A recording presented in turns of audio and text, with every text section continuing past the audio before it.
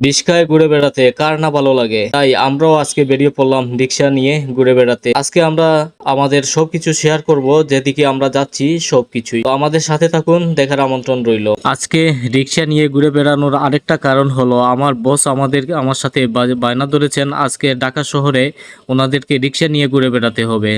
আমিও বললাম ঠিক আছে, তাও চলেন। তো সবাই আমরা চলে আসলাম, দেখতে দেখতে চলে আসলাম আমরা শ্যামলী ফুটওভার ব্রিজে।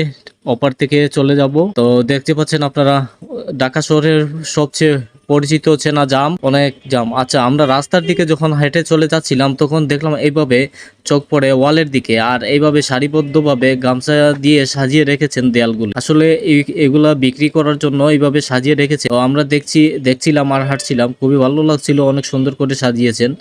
একটা প্যারাগের মধ্যে ঝুলে ঝুলে এইভাবে রাখা হয়েছে। আসলে বাঙালি তো যে কোনো জায়গাতেই ব্যবসা শুরু করা যায়। কত সুন্দর একটা ওয়ালের মধ্যে এইভাবে গামছা ঝুলিয়ে ওনারা ব্যবসা করছেন। যাই হোক, তারপরে আমরা একটা রিক্সা নিয়ে আমরা আগারগাঁওর উদ্দেশ্যে রওনা দিচ্ছি।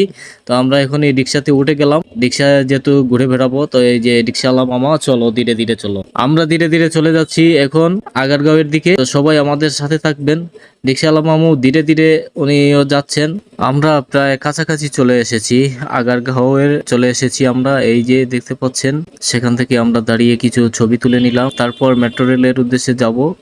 আর এটা হচ্ছে, আর আপনারা যখন শ্যামলী থেকে আগারগাঁওয়ের দিকে যাবেন তখন এইরকম একটা বড় বিল্ডিং দেখতে পাবেন।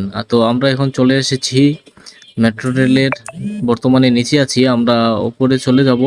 আগারগাঁওয়ে আসার পর আমাদের বসটা আবার বাজি ধরেছে যে মেট্রো রেল চড়বে। তো বললাম ঠিক আছে চলেন। এখন মেট্রো রেল চড়ার জন্য চলে আসলাম আমরা আগারগাঁও মেট্রো রেল স্টেশনে। আর এখন আমরা চলে যাব দিয়াবাড়ির দিকে।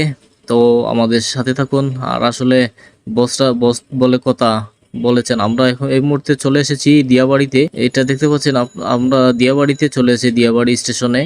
তো যাই হোক, অনেক ভালো লাগলো যে আমার সাথে আমার বসরা, ওনারা একজনে ফোনে কথা বলছেন আর একজনে মোবাইল টিপতেছেন।